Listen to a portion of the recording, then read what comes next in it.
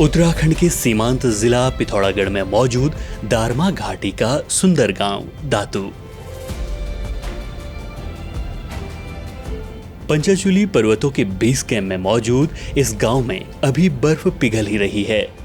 घरों के दरवाजे अभी कुछ दिनों पहले ही खुलने शुरू हुए हैं, क्योंकि यहाँ के बाशिंदे अर्ध घुमंतु जनजाति से ताल्लुक रखते हैं। लिहाजा 6 महीने जौलजीबी में प्रवास करने के बाद अब अप्रैल आखिरी तक ये लोग यहाँ अपने मूल गांव लौट आने की प्रक्रिया शुरू करते हैं। अभी कुछ ही परिवार दातू गांव में पहुंचे हैं। ये वो परिवार हैं जिन्होंने अपने घरों में ही होम स्टे भी बनाया है। अपने घरों में प्रवेश करने के दूसरे दिन ही सुबह गांव के लोगों को एक जरूरी अनुष्ठान करना होता है, नहीं तो दारमा घाटी के सर्वमान्य देवता हया गबला, जो कि इसी गांव में वास करते हैं, नाराज हो सकते हैं। यहाँ के अन्य देवताओं में रंगचिम, न्योला, स्यू, रंगदंग और न्युंगटांग प्रमुख रूप से गिने जाते हैं। मेरा नाम अभिराज सिंह है। मैं ग्राम दातू का रहने वाला हूँ। और जो अभी हमने जो पूजा करी है वो हमारा भूमियाल देव का पूजा है। जो हम खेती शुरू करने से पहले जो हम इसका पूजा करना बहुत ज़रूरी होता है। इसके बगैर हम लोग खेती बाड़ी कुछ नहीं कर सकते, हम एक कुदाल तक नहीं मार सकते थे। तभी आज हमने इसको पूजा है और आज से हम खेती बाड़ी हम शुरू कर सकते हैं। और हमारा जो दारमा वैली है बिल्कुल पंचाचूली के सामने है। वैसे आप सब लोग जानते होंगे कि ये 5 पांडवों के नाम से है, लेकिन इसको हम बोलते हैं अपने जो लोकल जो भाषा में इसको बोलते हैं न्योला। जो न्योला है, जो न्योला ही बोलते हैं। ऊपर जो ग्लेशियर है उसका नाम भी न्योला ग्लेशियर है। और जो नदी जो निकलती है वो भी न्योला यांगती बोलते हैं उसको। और जो नदी जो इसके यहाँ पर संगम है, लस्सर और न्योला यांगती का संगम जब जहाँ मिलता है इसके बाद इसको बोलते हैं धौली गंगा। पूजा अनुष्ठान होने के बाद गांव की महिलाएं पंचाचूली पर्वतों का आह्वान करती हैं। वो पंचाचूली भूमियालों और क्षेत्रपालों के साथ ही अपने पुरखों से आशीर्वाद मांग रही हैं।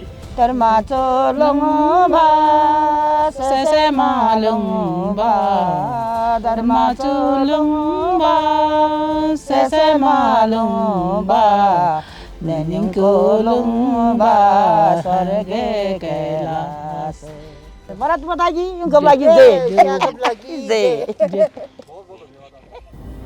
वैसे इस गांव के सामने एक चर्च भी है।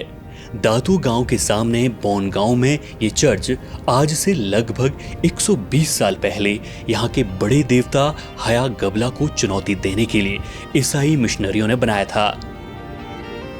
हालांकि ईसाई मिशन की ये चुनौती असफल रही और आज ये चर्च महज एक खंडहर के रूप में गांव के ऊपर मौजूद तो है, लेकिन ये खंडहर इस बात का भी गवाह है कि यहाँ के लोग अपने भूमियालों को किस कदर चाहते हैं। आगे हम उस चर्च तक भी आपको ले चलेंगे, लेकिन फिलहाल गांव की एक बुजुर्ग महिला हमसे बातचीत करने के लिए उत्साहित हैं। वो आज ही अपने गांव दातू पहुंची हैं। जो आपका दातू गांव है, बड़ा खूबसूरत गांव है। दातू है यहाँ। दातू गांव ना, तो आप लोग यहाँ 6 महीने यहाँ रहते हो? 6 महीने यहाँ रहते हैं, 6 महीने जौलजीबी रहते हैं। फसल क्या क्या होती है? फसल का होता है यहाँ फापर, मूली, आलू, मटर हटर वैसे ही होता है। को साग सब्जी होता है, नहीं तो नीचे का अनाज नहीं होता है को यहाँ। फापर और पलटी होता है। फापर लगाते हैं, फिर उसको कोड़ना पड़ता है। कोड़ के फिर और घास छानना पड़ता है उसमें। अच्छा। फिर घास छानते हैं, फिर फूल आता है उसमें। फूल आता है, फिर दाना बनता है, फिर बाद में कटाई होता है। अच्छा। कटाई होने के बाद एक लकड़ी होता है, उससे चूटता है।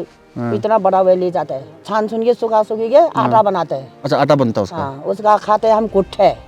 अच्छा। देवता का भी फांफर का भोग लगाते होंगे आप लोग? क्या नाम है देवता का? देवता का या गबला। या गबला। या गबला। फिर आप लोग यहाँ पे 6 महीने रहते हैं? तो 6 महीने आप क्या क्या करते हो आप यहाँ? यहाँ ये खेती बाड़ी करते हैं और क्या करते हैं। अच्छा। खेती बाड़ी करते हैं, या थोड़ा बहुत आलू मूली वही बनाते हैं यहाँ। और फिर काम हुआ। और फिर नीचे कब जाते हो आप लोग जौलजीबी? नवंबर में, नवंबर दिसंबर ऐसे जाते हैं। अब फिर इस गांव में कोई नहीं रहता? फिर कोई नहीं रहता है। बर्फ पड़ जाती होगी? बर्फ पड़ जाते हैं, फिर बाद में क्या जून जुलाई जल्दी अप्रैल में आता है। जैसे अभी आए आप लोग ना? अभी आया उसी टाइम में आते हैं। अच्छा। अब आजकल थोड़ा यात्री ऐसे चलते रहते हैं, तो कोई आते हैं। अब आने लग गए ना यहाँ? थोड़ा थोड़ा जल्दी आने लग गया को। सड़क बनी होगी तब आने लगे? सड़क बन गया, गाड़ी आ गया तो आने लग गया को, नहीं तो आगे तो पैदल आते थे।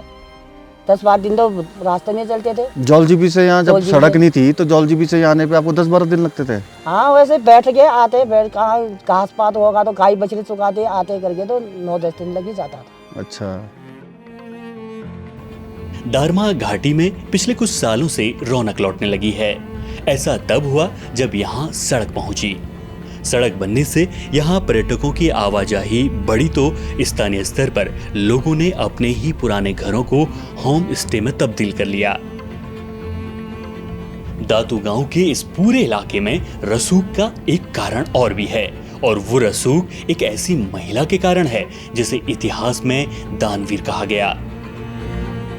जसूली बूढ़ी के नाम से प्रसिद्ध उस महिला ने 19वीं सदी में भारत, तिब्बत और नेपाल में 250 से ज्यादा धर्मशालाओं का निर्माण किया। जसूली दताल को याद करते हुए एक मूर्ति गांव के पश्चिमी छोर पर स्थापित की गई है। कभी यहाँ के लोगों को जौलजीबी से यहाँ पहुंचने में कई दिन लग जाते थे। अब सड़क बनी है, लेकिन धारचूला से यहाँ पहुंचना अभी भी कोई आसान नहीं है, क्योंकि सड़क कई जगह बहुत खराब है। ऊंची व्हील बेस वाली गाड़ियां ही यहाँ पहुंच पाती हैं। लेकिन भारत में साहसिक पर्यटकों की कोई कमी थोड़ी ही है। हालांकि सड़क को पक्की करने का काम लगभग 1/4 हो गया है। संभवतः पूरी सड़क पक्की जल्द ही बन जाए। कभी ये इलाका जौहार, ब्यास और चौंदास घाटी की तरह तिब्बती व्यापार पर निर्भर था, लेकिन वक्त के साथ व्यापार बंद होता गया और यहाँ से लोगों का पलायन होता गया। कुछ लोग गर्मियों की शुरुआत में अगले 6 महीने तक अपने गांव लौटते, लेकिन बाद में वो भी कम होता गया। अब जब से यहाँ पर सड़क बनी है, पर्यटकों के आने से आजीविका की नई उम्मीद बंधी है। इस घाटी में आने के लिए आपको पहले पिथौरागढ़ के धारचूला आना होगा। धारचूला से ही कैलाश मानसरोवर और आदि कैलाश का रास्ता भी जाता है।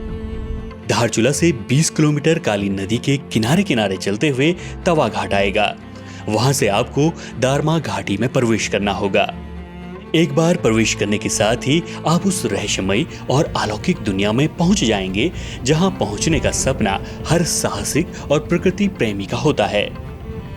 अगले एपिसोड में हम दारमा घाटी के बोन और फिलंग गांव की यात्रा पर चलेंगे और जानेंगे कुछ रहस्यमय और ऐतिहासिक घटनाओं को। जानेंगे उस ईसाई चर्च और स्थानीय भूम्याल देवताओं के संघर्ष को भी, जिसे अभी बहुत कम लोगों ने जाना है। देखते रहिए थर्ड पोल.live।